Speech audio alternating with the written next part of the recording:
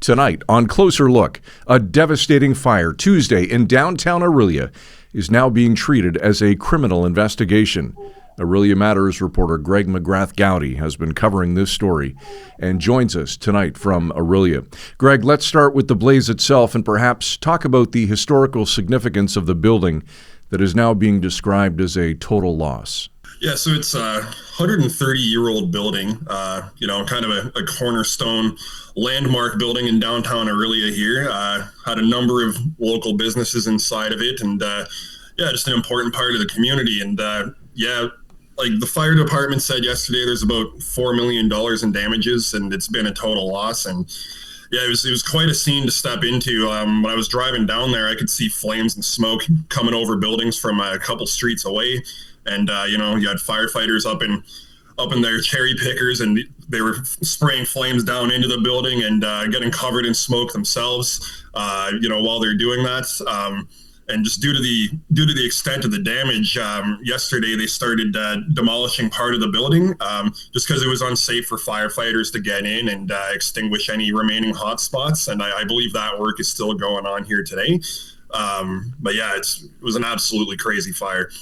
Greg, tell us from a firefighter's perspective how much more difficult it is for them fighting a blaze in winter conditions than conditions that aren't quite like what they faced on Tuesday.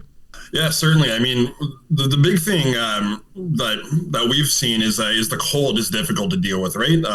One of our other reporters, Tyler Evans, wrote a story about how some of the firefighters are dealing with frostbite and all that. Like they were down there around the clock trying to put out the fire here. And also it was like high -20 temperatures with the wind chills, and they're spraying tons of water down. So a lot of it's just freezing all over the streets too. So I saw, a city truck down there yesterday just applying sand all over the place. And I imagine that's not stuff you'd have to deal with in the summer. Yeah, certainly the images of the huge chunks of ice, Greg, hanging off what was left of the building was certainly amazing to see. Okay, you talk about the businesses. What can you tell me about those businesses that were affected by the fire? What were they, and how are the staffs coping? So, one of the businesses down there, Dr. Comics, had a big collection of rare comic books and different memorabilia, and lost about $300,000 worth of contents, he estimated yesterday. And, and that includes his personal collection spanning over 4 decades. So just a massive loss there. Like Three Birds Salon was another spot, just completely burned. Three Crows Speak Studio as well was right around there, and lost about 10 years of her personal paintings and stuff. It's a store that's, partially an art gallery. And then Kelly's Clothing as well, a store that's been down there for 30 years, completely lost. Then there's a couple other businesses adjacent to the building that have sustained either water or smoke damage. And pretty heavy losses down there. So are they talking about potential rebuilds or moving obviously to new locations, or is it too soon for those discussions? I'm not sure about all of the businesses, but I know that Dr. Comics plans on making a comeback, and there have been members of the community actually, he told us, that have offered up their personal collections to help him get going again.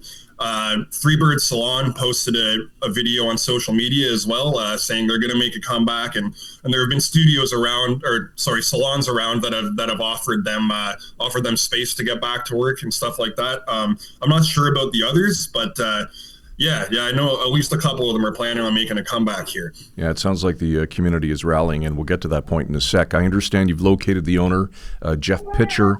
This has to be a difficult time for him as well. What did he say to you, Greg? Honestly, Jeff was mostly worried about the businesses that were tenants there. He was just really concerned for them. Had a lot of empathy for the losses they've sustained, he was also just thankful that no one was hurt in the fire. And he said he hopes to build something just as nice there once everything's said and done here. I guess at times like these, communities always seem to rally together to support those affected, and I'm guessing this is certainly no different, Greg. Oh, for sure, yeah. You had the city was down there with their transit buses, using those as warming stations for first responders.